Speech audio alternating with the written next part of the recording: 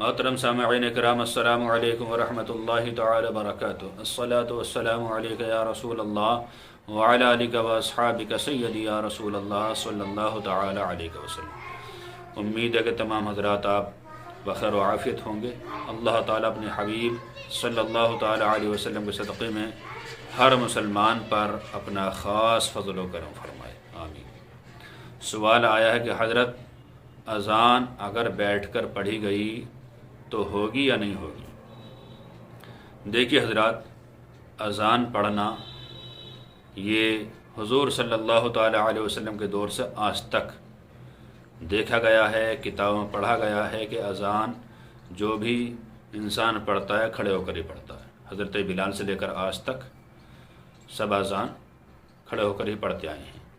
نبیین، صدیقین، شہداء، صالحین، تابعین، اسلاف، سب کا یہی طریقہ رہا ہے۔ اگر کسی نے بیٹھ کر اذان پڑھی تو اذان ہوگی کہ نہیں ہوگی؟ فتاوی عالمگیری پہلی ہی جلد صفحہ نمبر 60 پر یہ مسئلہ موجود ہے۔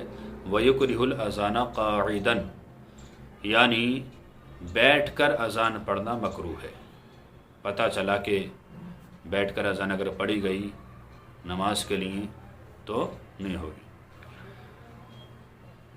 وَإِنْ أَذِنَ فَلِنَفْسِهِ فلا بأسا، یعنی اور اگر کسی انسان نے اپنے فائدے کے لیے کہیں اذان پڑھی تو بیٹھ کر پڑھ سکتا ہے، کوئی حرج نہیں۔ لیکن نماز کے لیے جو اذان ہوتی ہے وہ کھڑے ہو کر ہی ہونی چاہیے۔ اسی طرح صدر الشریعہ بدر الطریقہ حضرت علامہ امجد علی اعظمی علیہ رحمہ اپنی مشہور زمانہ کتاب بہار شریعت جلد نمبر 1 حصہ نمبر 3 صفحہ نمبر 20 پر ارشاد فرماتے ہیں کہ اگر بیٹھ کر اذان کہی گئی تو اعادہ ضروری ہے۔ ہاں، اگر کوئی سواری پر بیٹھ کر اذان پڑھ دے تو اس میں کوئی حرج نہیں ہے۔